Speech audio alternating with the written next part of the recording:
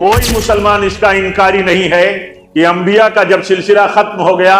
تو اللہ تعالیٰ نے علماء کو انبیاء کا وارث بنایا۔ کوئی مسلمان اس کا انکار نہیں کرتا کہ علماء انبیاء کے وارث نہیں ہیں، لیکن غفلت اتنی ہے، لاپرواہی اتنی ہے،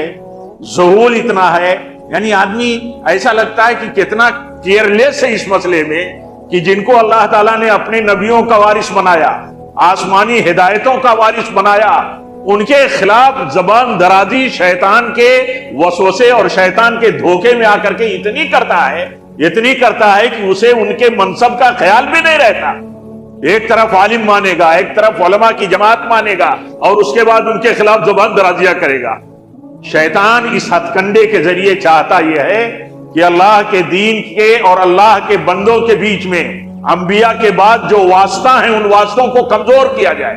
ان واسطوں کی پوزیشن کو ڈاؤن کر دیا جائے۔ ان کی پوزیشن جب ڈاؤن ہو جائے گی تو ان کا اعتبار نہیں رہے گا، ان کی باتوں کا اعتبار نہیں رہے گا۔ اسی لیے یہ کوشش بھی اسی دھوکے میں ہے کہ انسان دھوکے میں پڑ جاتا ہے، یہ نہیں سوچتا کہ اللہ کے دین کے لیے ہمارے پاس، جیسے اللہ کے دین کے لیے انسانیت کے پاس، انبیاء کی امتوں اور قوموں کے پاس اللہ کے نبی سب سے بڑی رحمت ہوا کرتے تھے،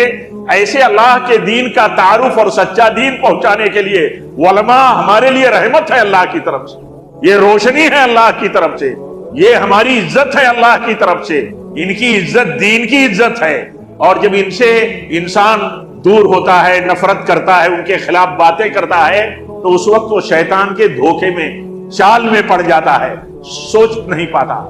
لاپرواہی اتنا ہے، گناہوں کا اثر اتنا ہے کہ آدمی سوچ نہیں پاتا کہ ہم باتیں کس کے خلاف کر رہے ہیں۔ اس روئے زمین پر جن کو ہم انبیاء کا وارث مانتے ہیں اور وراثت ان کو منتقل کیا، نبیوں کا سلسلہ بند کر دیا اللہ تعالیٰ نے، تو ہم ان کے خلاف باتیں کرتے ہیں جو انبیاء کے وارث ہیں۔ گویا کی جو قومیں اپنے انبیاء کے خلاف باتیں کرتی تھیں، انہی کے نقشے قدم پر ہم چل پڑتے ہیں۔